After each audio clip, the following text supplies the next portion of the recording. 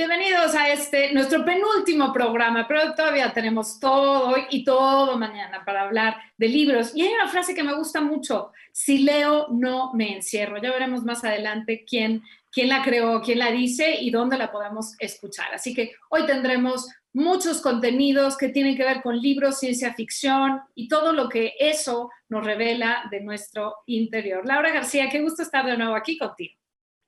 Qué gusto estar, Julia. Y sí, cerramos febrero y hoy debería haber sido un día de esos pletórico en la feria, en el Palacio de Minería, rebosar de gente, de calor, de bullicio y de jolgorio y algarabía. Pero bueno, pues este año no se va a poder, pero hemos disfrutado de esta feria sin duda y la vamos a seguir disfrutando. Hoy estuvieron en la pantalla de esta feria Sara Sefcovic, León Plasencia Añol, Ave Barrera, Luis Jorge Bon, Julián Herbert, en fin, grandes personalidades de la literatura, porque de literatura vamos a hablar precisamente en este programa y de una literatura dirigida a un público joven, como es el universitario, ese público que yo siento que de repente tiene un brinco, ¿no? Entre la literatura infantil y la adulta, hay ahí un segmento que a veces se nos queda un poquito en el aire, pero a ratito vamos a hablar con nuestra invitada. Claro que sí, y bueno, pues no se olviden de seguirnos en nuestras redes, en Facebook y en Twitter estamos como TV UNAM, en Instagram TV UNAM Oficial, el hashtag Días Feriados y Prende TV UNAM, y también por supuesto por el Facebook Live. Y bueno, pues nos vamos de una vez con nuestra primera cápsula de hoy, que es una maravilla el libro sobre el que trata, que es Exhalación, del estadounidense con raíces chinas, Ted Chiang. Es un personaje fascinante. Fíjense, nada más este dato, Laura. En 30 años ha publicado 18 cuentos. ¿Pero qué cuentos? Son cuentos que se caen por sí solos y se paran por sus propios pies. Son una maravilla. Y vamos a escuchar a Verónica Herbert, quien es artista plástica y escritora, y nos va a comentar qué es lo que ella ve en este libro que acaba de traducir, Sexto Piso.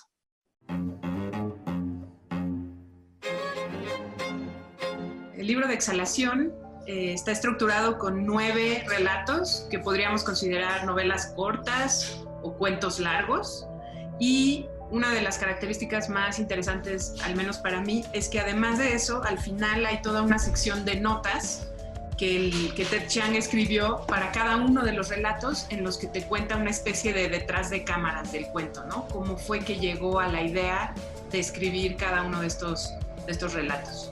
Me parece que este libro, Exhalación, de Ted Chiang, se relaciona sí con el presente, con este año 2021, con el año pasado, 2020, pero sobre todo es un libro que está tratando de imaginar los futuros que vendrán.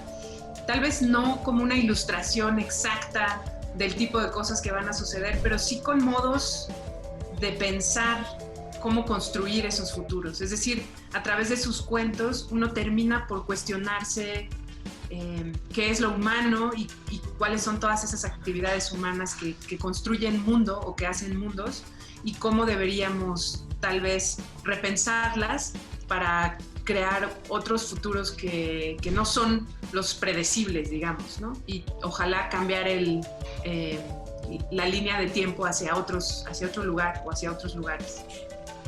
Leer a Ted Chiang es estar dispuesta a hacerse preguntas que a lo mejor no nos hemos hecho, como por ejemplo si las inteligencias artificiales deberían tener derechos legales o no. Hay todo un cuento, todo un relato que está pensado alrededor de eso. Otro, por ejemplo, está pensado alrededor de que el personaje principal que nos habla no es un humano, sino un perico, ¿no? Y creo que esos pequeños movimientos del lugar que hace, desde donde cuenta las cosas o las preguntas que se hace Ted Chiang, son lo que al menos a mí como lectora me llama la atención y me hace devorar sus narraciones. Y esa es la razón por la que yo recomendaría acercarse a sus libros.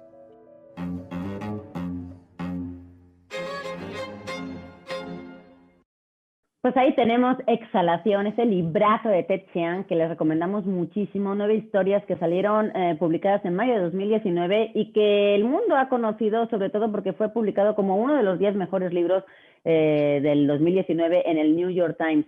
9 historias, 2 de ellas inéditas, y las otras han ganado una cantidad de premios de todo tipo de relato corto. Hay que puntualizar ese dato porque Ted Chiang es sobre todo conocido por ser, bueno, yo lo leí, Julia, fíjate, este dato me maravilló, que es un escritor o redactor de manuales de software en computación. Sí, esa es otra de sus actividades.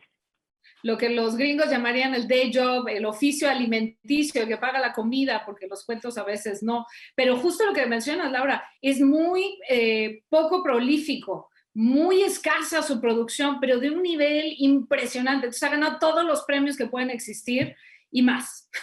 Es exquisito porque todo lo que nos regala lo convierte en un éxito, así que muy recomendable ese libro de Sexto Piso, pero desde luego lo que sí les recomendamos es seguir las actividades donde estará nuestra invitada de hoy. Anel Pérez nos acompaña en el programa de hoy para hablarnos de literatura, directora de literatura y fomento a la lectura de la UNAM y colega y compañera aquí en la pantalla de TV UNAM en el Observatorio Cotidiano. Anel, qué gustazo tenerte aquí, ¿cómo estás? No, hombre, el gustazo es mía, queridas Julia y Laura. La saludo con muchísimo cariño, Puma, pero también una de sonoridad. Exacto, de otras vidas. Nos conocemos. Oye, Anel, cuéntanos un poquito sobre tu actividad dentro de la feria. Creo que traes mucha poesía entre tus manos y que vas a disfrutar, en especial un libro que aquí también ha sido protagonista en este programa. Cuéntanos qué estás haciendo en esta feria. Pues mira, en efecto, el libro del que les quiero platicar tiene una historia que es la historia de cómo la UNAM propone, suma, invita a la creación artística entre jóvenes. En particular, lo que hemos presentado en la feria, ahora voy a hablar un poquito más del libro, pero quiero platicar del origen. Punto de Partida es una de las revistas más antiguas y más protagónicas de la UNAM en materia de creación artística, de creación literaria.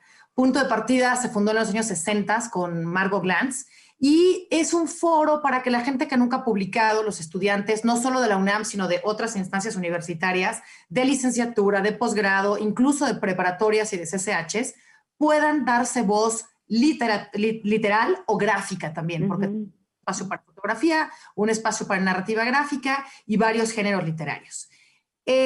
Lo que nos gustaba muchísimo es hacer en esta feria, como casi siempre lo hacemos de hecho, tener las voces directamente de jóvenes noveles, por decirlo de alguna manera. Entonces, en esta revista Punto de Partida, el año pasado, en 2019, no el pasado sino el anterior, ella concursó con nosotros y ganó con un poema que se llamaba Taxista. Y bueno, pues fue seleccionado y se publicó y fuimos muy felices en ese número, que era el 217. Llega la pandemia y convocamos a todo mundo, a todos los estudiantes, a que nos contaran qué era vivir el encierro, así se llamó estos 2 tomos de Punto de Partida, y Yaroslavi Bañuelos vuelve a participar en este concurso y vuelve a ganar. Entonces, nos interesó muchísimo saber pues quién era y cómo había estado y por qué ganaba los dictámenes, y nos enteramos en que ella estaba escribiendo justamente un libro de poemas. Lo hablamos, lo mandó a revisión, se dictaminó a su favor, y eso es el enorme gusto que nos da apoyar a estudiantes que, como ella, una alumna de Baja California, ella estudia psicología, es oriunda de La Paz, y tiene una potencia, una fuerza en sus palabras realmente increíble, y nos parece que definitivamente era un libro del que teníamos que hablar. Por cómo venía Yaroslavi, por el origen que a ella le gusta decir que es la periferia de la periferia, ¿no? Sobre todo en estos contextos de cuál es el centro y la periferia, cuando hablamos de construcción editorial, creación literaria y demás, y sobre todo por la cercanía que tiene con el norte feminicida, que también podríamos hablar del centro feminicida, pero en este caso es el norte, y entonces nos encantó. Si quieren les platico un poquito más de este libro, porque es un libro muy chiquito, miren nada más, se lee, pero tiene un peso enorme, y es un libro que cada poema tienes que tomarte un respiro y un par de horas para procesar la fuerza con la que dice cada una de las palabras. Es una voz muy fresca, con mucha pericia, tiene un lente realmente interesante. Entonces, así es que llegamos a esta presentación, queridas. Y suscribo totalmente lo que dices, Anel.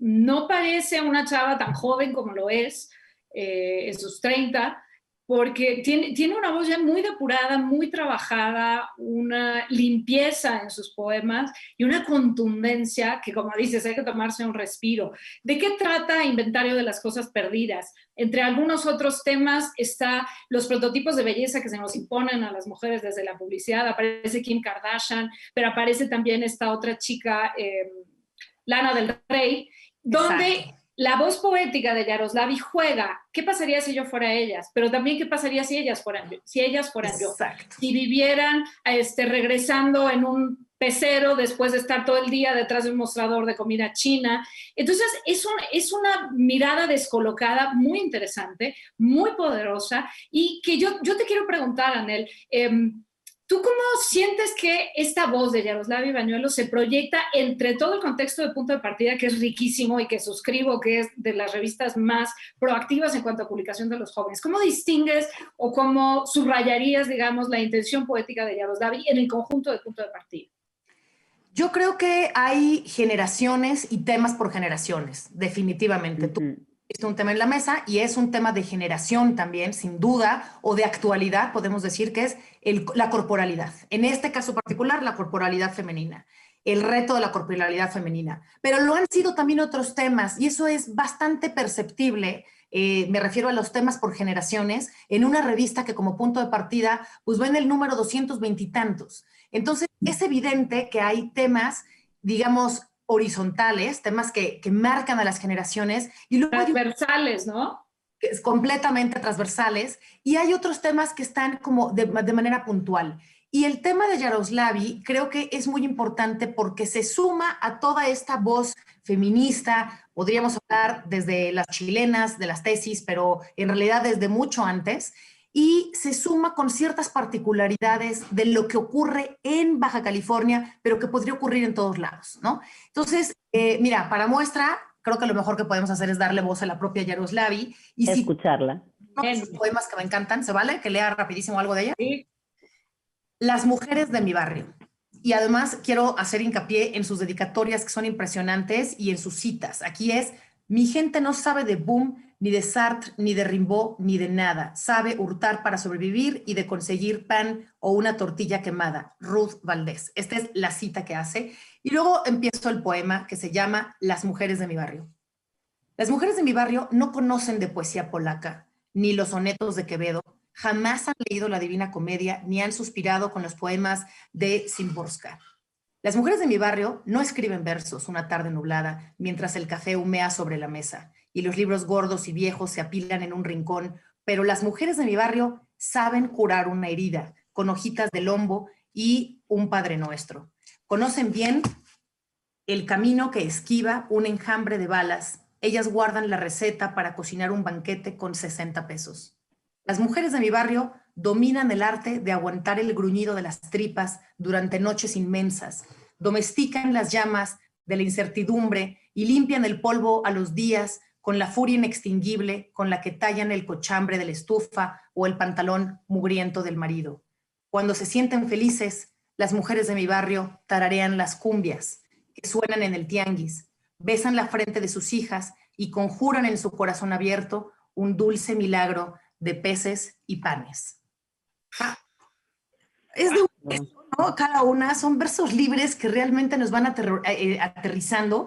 Este libro se divide en 3 secciones. Una es Serotonina, que habla de todos estos pequeños placeres que tenemos, muy cercanos, y hace su cercanía con Estados Unidos es clarísimo, porque siempre, como dijiste, Kim Kardashian, ya, los Mustangs y este tipo de cosas muy del sueño americano. La segunda parte se llama Otras ausencias, que son justamente todo lo que no hay en Baja California, pero creo que la tercera parte, que se llama Mujeres que no se nombran, cuyo título me encanta porque además, pues evidentemente nos encontramos de los días que no se nombran, y quizá es una parte, pues la más dolorosa del libro, pero que aborda con mayor precisión, ¿no? En los retratos de las mujeres que alude de manera clarísima sobre la violencia feminicida, sobre mujeres anónimas, sobre niñas desaparecidas. Esos son los personajes que pueblan, digamos, este segmento.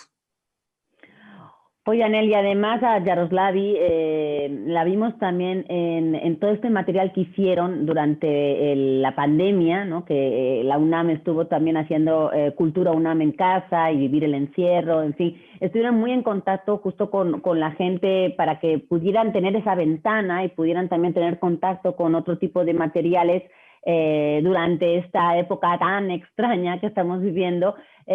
Cuéntanos un poquito acerca de todo este esfuerzo que está haciendo la UNAM por mantener ese contacto con la gente, esa comunidad universitaria viva y poder abrir también estas ventanas que de otra manera igual no hubieran tenido tanta atención, pero por lo que sea, ahí están saliendo.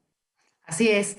Mira, para apoyarme un poco en la pregunta que me has hecho, creo que es fundamental hablar de un trabajo de la Coordinación de Difusión Cultural que ha hecho, liderado por Juan Meliá, el actual director de teatro, que es una encuesta de usos y consumo cultural durante la pandemia. Lo hizo primero en un público especializado en cultura o habituado a cultura, y luego lo hizo en un público general. Y de ese universo es muy interesante porque el fenómeno del usuario de cultura es dramáticamente diferente cuando se trata de teatro, porque se canceló al 100%, o música, ya nadie fuimos a la Sala Nesa hace más de un año, pero en los esquemas de lectura es impresionante, Laura, porque el 50% de los entrevistados dicen que o por lo menos leen 1 o 2 veces por semana, o que incrementaron su consumo de lectura, odio la palabra, bueno. Ese es el término en el que trata la entrevista, aumentaron su lectura durante la pandemia. Entonces, creo que todo el universo de cultura, a diferencia de lo que ocurrió en museos, en teatros, en cine, en salas de concierto y demás, lo que ocurrió en el tema de la lectura es un caso aparte. ¿Por qué? Porque hubo libros electrónicos digitales de manera gratuita, porque hubo participación en clubs de lectura, en muchísimos... que hizo justamente todo este programa y este panorama, Laura, que como dices, propuso la UNAM con un título que me encanta, y tomo el propio de la UNAM, el de TV UNAM, que es La UNAM Responde. Y sí, respondió con un programa de cultura UNAM en casa, y lo mismo hizo Libros UNAM, la revista de la universidad, y literatura y fomento a la lectura. Nos dedicamos a atender a todo ese público que además se mudaba a nuestro quehacer literario, a veces migrando del teatro o migrando de otros campos culturales, y que aterrizó con nosotros porque casi era lo único que quedaba, ¿no? Cine y literatura.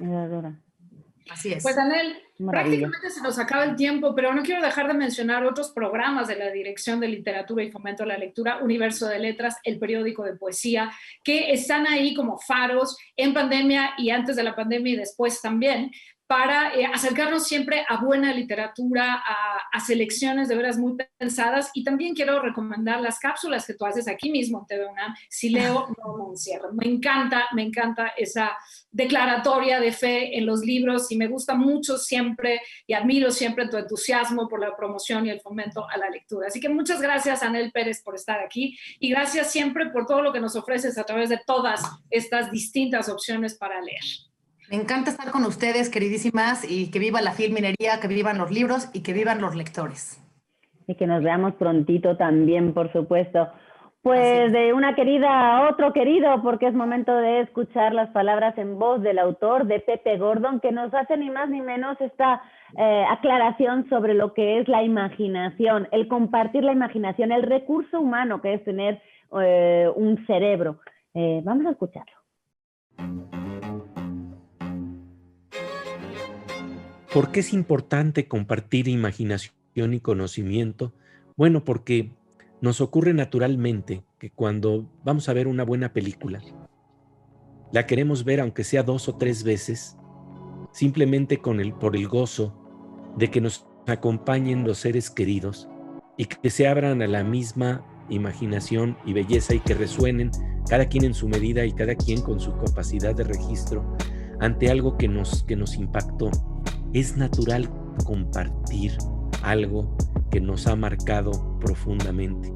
Y cuando yo veo entonces estos mapas de conocimiento que abren la percepción tanto en la ciencia como en el arte, el descubrir con grandes equipos de trabajo que siempre me han acompañado, que podemos compartir estas miradas frescas que nos abren nuevos mundos y que nos permiten también plantear la posibilidad de transformar las cosas, me parece vital, ¿no?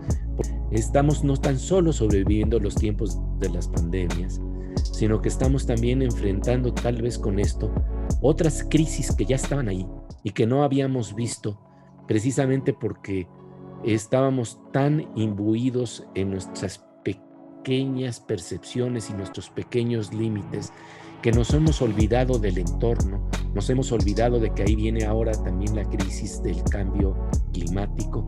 Estamos hablando de diferentes crisis que se están planteando una tras otra y que tal vez tienen una fuente común, una crisis subyacente de imaginación.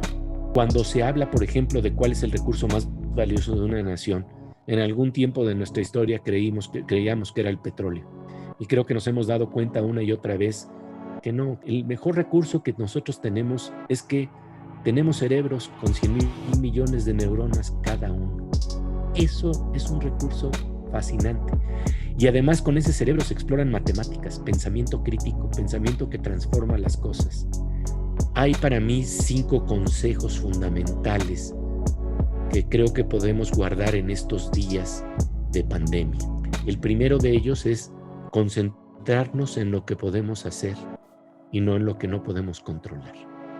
Y podemos hacer mucho, mucho más de lo que nos imaginamos. 2, mantener la mente activa, de sostener nuestra curiosidad, de sentir que podemos hacer mucho más de lo que siempre estamos haciendo. Por otro lado, mantener un cierto sentido del humor. Un cierto sentido del humor que nos abre las puertas de la percepción. Realmente los grandes artistas lo que están haciendo es articular con inteligencia y con mucha creatividad lo que ya acontece en los sueños de la tribu. El cuarto elemento que él enfatizaba tiene que ver con el que podamos mantener nuestra conexión con los grupos con los que estamos identificados, más allá de que estamos recluidos. Y finalmente, el último punto es mantener un cierto sentido de perspectiva.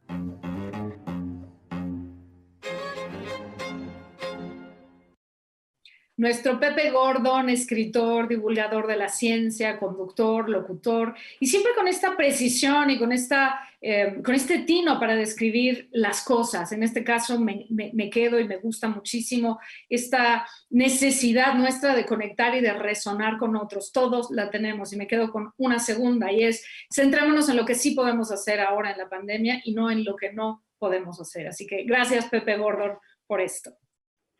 Y en esa gran crisis que es la falta de imaginación, no dejemos que esa imaginación desaparezca y nos meta en una crisis profunda de la que no podamos salir. Nosotros nos tenemos que salir de este programa, no sin antes decirles que pueden ganar el libro justo de Ted Chiang que estábamos ahí presentando, Sexto Piso, cortesía de Sexto Piso, para aquel que nos diga el cuento que fue luego adaptado en una película de Denis Villeneuve. Así que si ustedes nos dicen esa película, que además es recomendadísima y buenísima, se pueden llevar ese libro. Y a todos los que entren en la página de Sexto Piso estos días y pongan el código de PHILPM, de Palacio de Minería, tendrán un 30% de descuento. Así que eso es todo por nuestra parte. Mañana es el último día ya de la feria. Estarán Natalia Silvester y Isabel Zapata, entre otras personas. Y nosotros aquí puntualmente a las 7 de la noche para despedirnos. Julia, hasta mañana. Laura, qué bonito programa, hablar de fomento a la lectura y de poesía. No se pierdan mañana nuestro programa ya de despedida, pero mientras tanto tenemos todavía mucho que compartir el día de mañana. Nos vemos. Gracias, Laura. Bye.